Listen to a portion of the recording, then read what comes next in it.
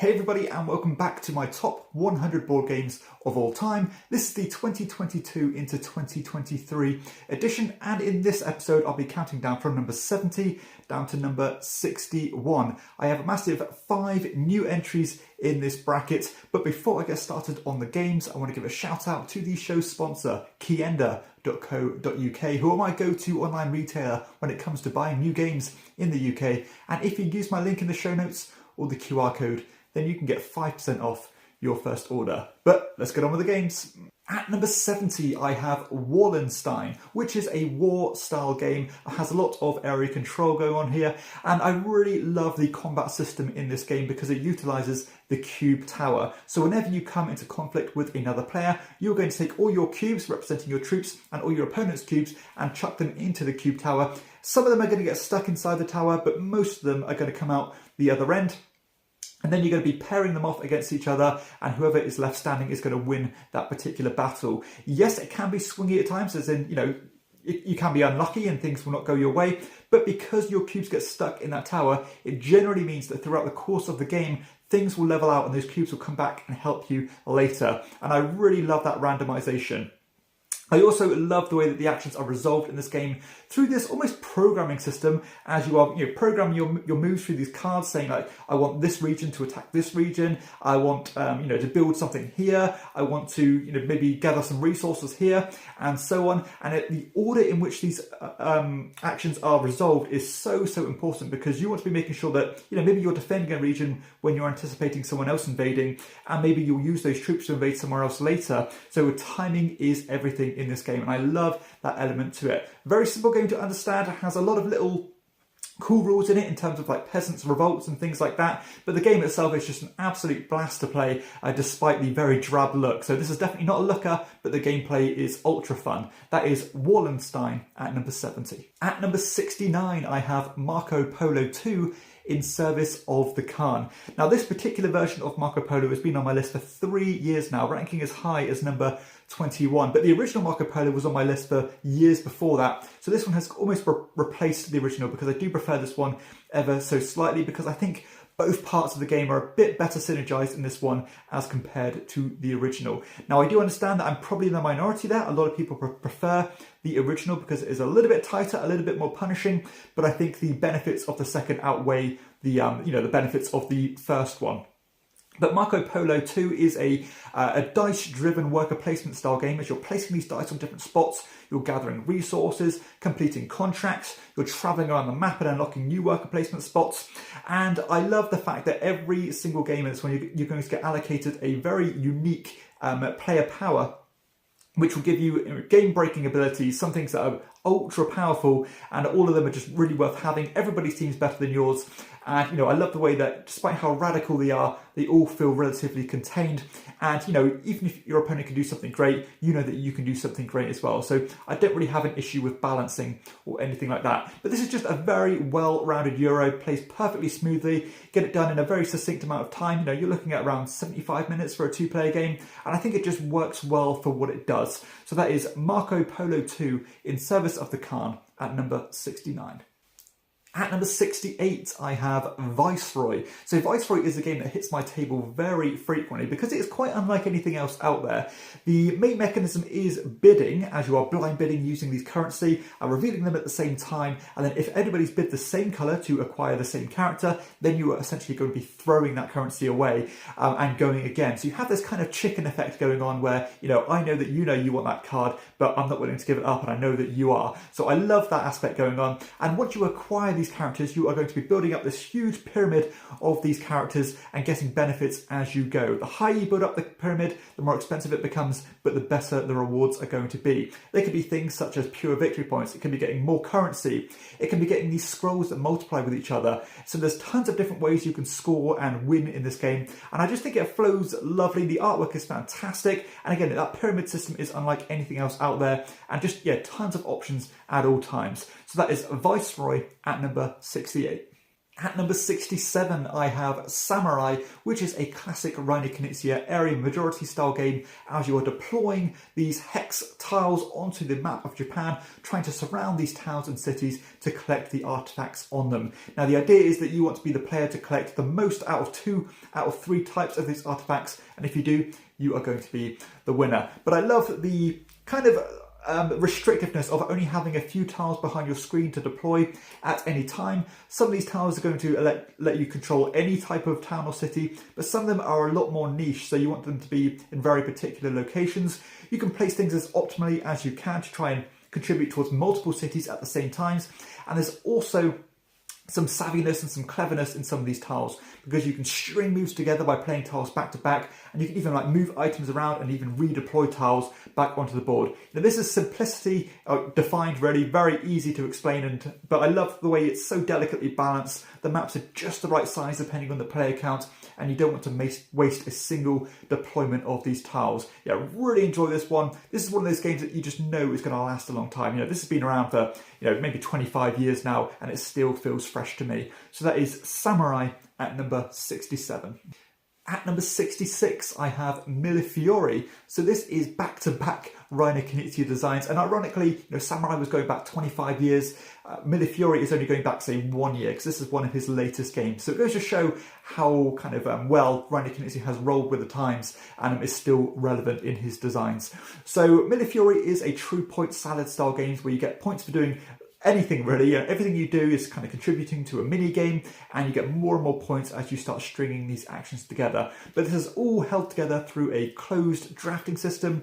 As you're drafting a card, you're playing it and then passing the cards on to your opponent on your left, and so on. So you have to be very careful about the opportunities you leave to your opponents, because if you give them a card that they know they want, then they can potentially get a lot of points and jump you. So you have to be not only aware of what you're doing, but very aware with what your opponents are doing. I love the massive rewards you can get by stringing actions together in this one. You can even kind of domino effect actions together by completing this, which will let you do this, which will let you do this, which will let you do this, and so on. So you can take these really magnificent turns and end up going kind of flying halfway around the scoreboard with a single action, which I absolutely love those styles of games. And Mille Fiori is definitely one of the strongest examples of those comborific style games. But yeah, this one goes from strength to strength for me. Really strong debut here at number 66. That is Mille Fiori.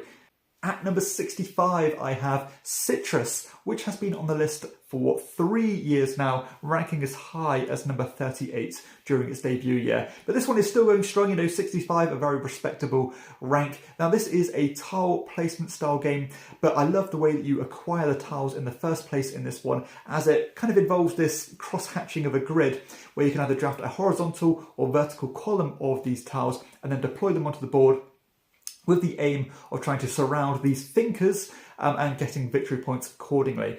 Now, I love the fact that when you end up drafting these tiles, it's going to completely change the state of play for the other players, making it more inviting or less inviting, more expensive or cheaper for them. But I also love the fact that when you deploy something onto the board, you can optionally deploy one of your workers on there, which means that you're going to be eligible for scoring that particular type of orchard. But this becomes very restrictive because you only have a limited amount of these workers you can deploy, and you normally want them to stay on the board for a long time. However, you will find that you will quickly run out of money, and you'll have to start pulling workers off the board in order to restock your supplies of cash. And that can be a very agonizing decision, because sometimes you'll have a bunch of points there just ready to be taken, and you're not ready to take that worker off yet, but you're going to be forced to do that. So this game does have tons of tough decisions. Your things you can collect on the board, just tons of options at all times. It's a very dynamic style game, and one that I think is criminally underrated. So that is Citrus at number 65. At number 64, I have Las Vegas Royale, which is a dice-driven area control style game where you are fighting for dominance over these different casinos. Now, the gameplay in this game is very simple, as you're just going to be rolling a huge cluster of dice. You're going to be picking one of the pip values on those dice. So, for example, you could pick all the 5s and then allocate them to the number 5 casino. Now, the idea of that is that you want to be having the most dice in each casino, because if you do, you're going to get a big amount of money, and money is going to be the aim of the game here. You're trying to be as rich as you can. But I love the little twist on this one, where if you ever match the same amount of dice as another player in a casino, then you're going to cancel each other out and it will fall to the next lowest player. So that's something you have to be very aware of. And I suppose my favourite thing about this game is the fact that when you go to certain casinos, you'll get to play a little mini game, which can be things such as playing like higher or lower when you're rolling a pair of dice, or trying to guess what your opponent's holding in their hand. So despite being quite a clever and quite competitive style game, it does have a real party and gambling style feel to it, which is a real high energy game, definitely accessible. You can teach this one to almost anybody and they're going to understand it, but you can always tailor the gameplay because some of these modules are as simple as just guessing if you're going to roll the double or not, but some of them can be very clever and can really mess with the gameplay and take it to the next level in terms of kind of interaction, if you want to put it that way. But yeah, a brilliant game, and one that I think is a borderline essential for anybody's collection because it is so much fun. That is Las Vegas Royale at number 64. At number 63, I have Biblios, which has actually climbed up a few spaces from last year, but over 4 years it has kind of held its own around the middle of the table here. And generally I don't put a bunch of filler or lighter style games on my top 100 because I tend to lean towards heavier games, just as a preference. But Biblios really does pack a huge punch for such a small box. Now this is a game that's divided into two halves. The first half is going to be almost like a push your luck drafting style game, as you're top decking these cards and allocating them to the different players or to yourself, or putting them on a bidding pile. And the second half of the game is going to be using coins that you've collected in the first half to bid for cards. And the idea is you're trying to collect the majority of these different suits of cards, because each of them is going to correlate to a dice that's going to be on the middle of the table, which is going to be the points that that suit is going to be worth if you have the majority. But there's a lot of tomfoolery here, as you can manipulate the dice values. You can start shedding cards that you don't think you're going to win in order to acquire other cards. And I just love the kind of hidden layer and the cloak and dagger of this game, because you can really think that you're falling behind on a certain suit and not worry about competing for it anymore.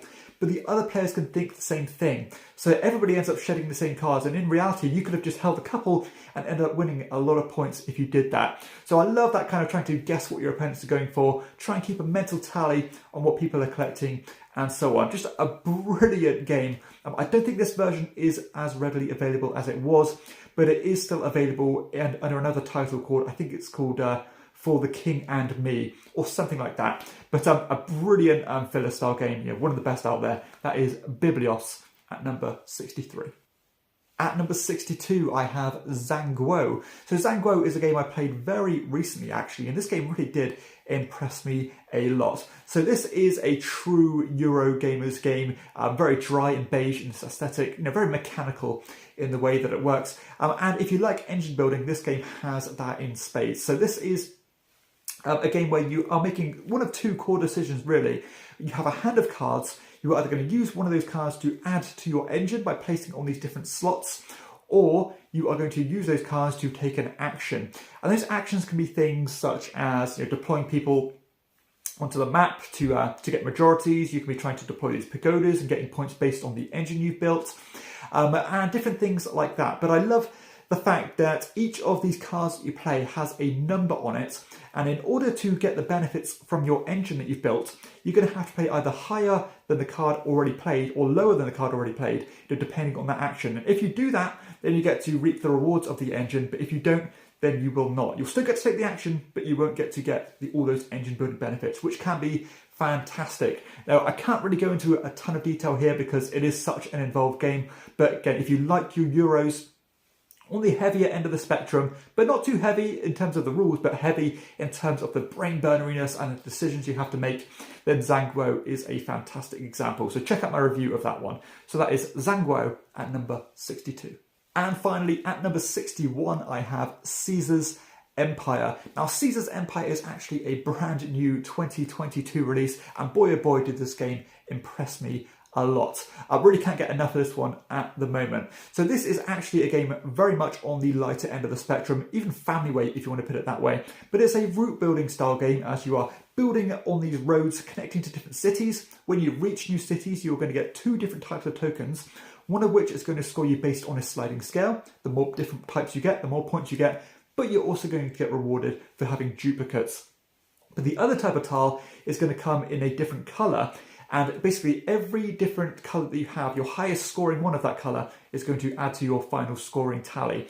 But what I love about this game is that once you've taken your action, you are going to trace the route back from the city you've just established back to Rome, and for every person's piece that you pass through, they are going to get a victory point. So you want to be making sure that you are capitalising on your roads and try to kind of shortcut people out of your routes to stop them from getting any victory points when it's, when it's your turn, I suppose. So you have to be very much aware of the constant dynamic changing state of play, and I just love that there are pretty much no rules in this game, or one or two rules, and you can explain it in around 5 minutes. There's some cool decisions to be had here, scales brilliantly from 3 to 5 players, plays in around 30 minutes maximum, and yeah, I always say, if you're a fan of the school of less is more in board games, then Caesar's Empire is probably one of the best games of the last 3 or 4 years that fit into that category. Blown away with the design of this one, just absolutely fantastic. So that is Caesar's Empire at number 61. So there we have it, that's another 10 games. Hopefully you've enjoyed the video. If you have, please be sure to hit like and subscribe to my channel if you haven't done so already. For everybody else, I'll see you next time on Chairman of the Board. Bye bye.